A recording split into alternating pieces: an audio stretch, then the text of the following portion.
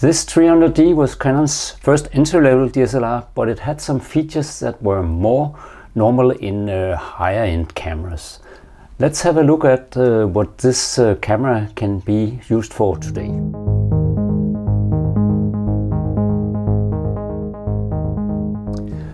Welcome back to my channel, this time for a review of a more than 20-year-old entry-level DSLR from Canon, the 300D. This camera, though not this exact copy, was my first Canon DSLR, but it wasn't my first DSLR.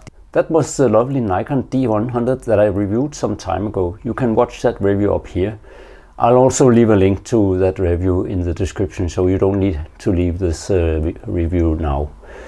The only reason I switched to Canon was that I have a very close friend who used Canon, and he had a very large assortment of extremely good lenses, which I, at that time, couldn't afford myself. I later sold the camera, this 300D, and upgraded to a 350D that I still own today. This is a 300D I bought in a flea market a few months ago together with a camcorder for around €12.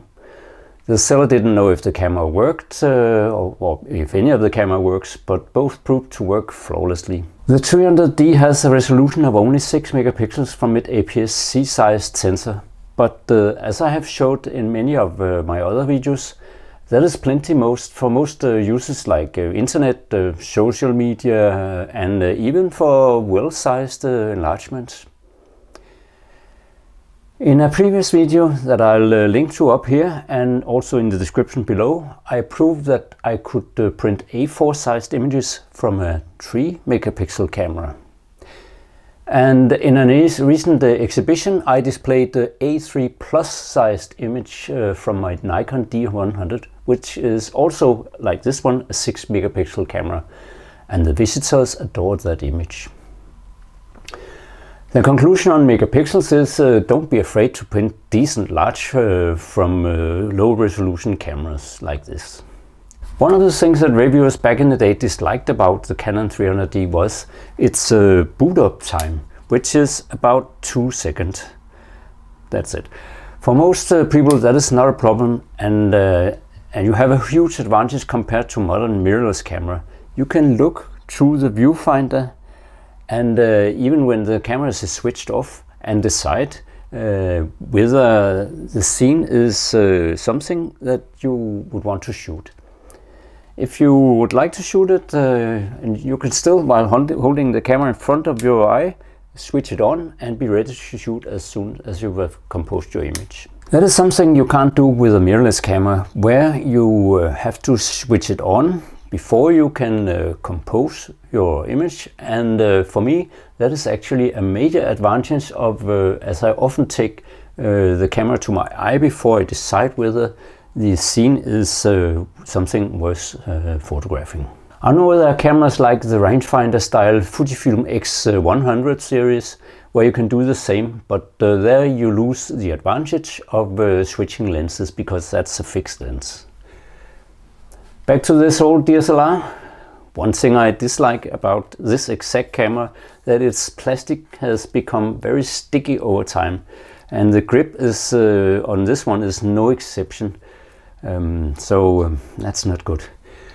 You can partly cure it by cleaning it with alcohol or even better with petrol, but it doesn't remove the sticky feel completely. I have actually done it to this camera and it is still sticking.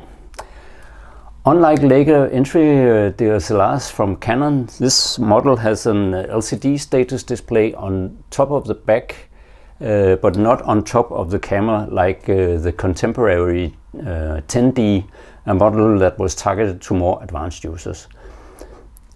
The status display was also there on the 350D, but from 400D and onwards you should turn on the large LCD display to have a status display.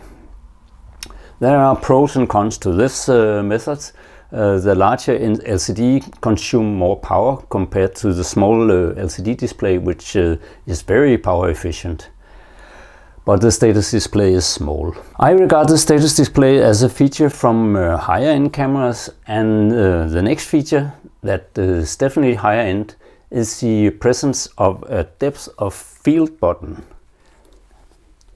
It's here. That was lost in later cameras or later entry-level cameras when Canon launched their 4-digit series with the 1000D. This camera has a fast shutter, which wasn't usual at the time. Its shortest exposure time is 1/4000th of a second, and you can set it all the way up to 30 seconds. So even astrophotography is possible with this camera.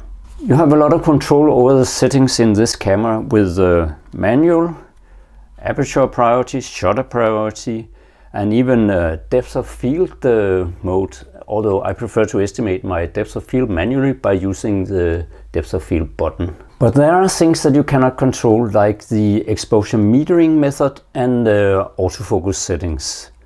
I find this is minor important for me, as I most often get the images I want from this camera anyway. As the 300D uses EF and EFS mount lenses, it can use lenses from the huge lineup of awesome lenses that Canon have produced for this mount.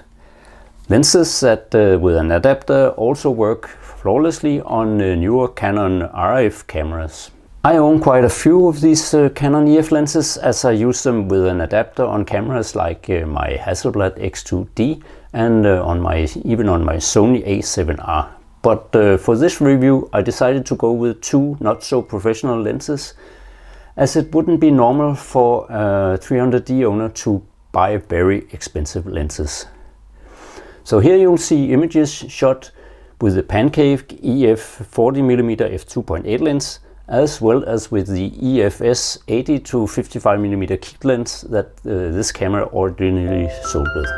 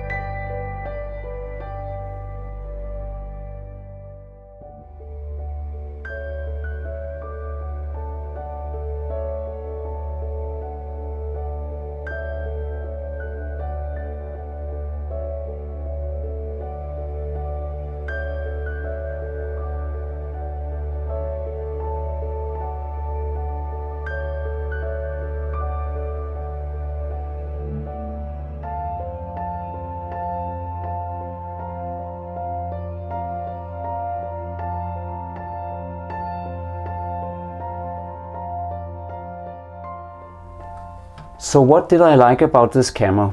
Well, I always like the challenge to make nice images with old gear, but apart from that, I actually like the image quality, which probably has something to do with my like for analog images or analog camera images. This camera was introduced right at the beginning of the digital era, and users who came directly from analog to this probably preferred a look that imitated film, the film look. which is exactly what I do, and even today I shoot also a lot of analog cameras. Other things that I like is the inclusion of the depth of field button, a feature that I use all the time, as I am almost obsessed with being in control of my depth of field, no matter if I go for shallow depth of field or if I want the sharpness all through my frame. I also like that the shutter time goes to a 1/4000th of a second, and as that wasn't normal in the early days of digital photography, that means that even in quite bright sunlight you can use open aperture if you want to blur the background. I find the status display on the back very convenient as well, though I would prefer to have it on top of the camera as in the more advanced 2-digit numbered Canon series. What I dislike is the plasticky feel of the camera, and that the plastic has become very sticky. Another thing is the rather tiny LCD that is normal for the time, but it doesn't make it possible to judge the sharpness of your newly shot images. But at least the histogram makes judging the exposure possible.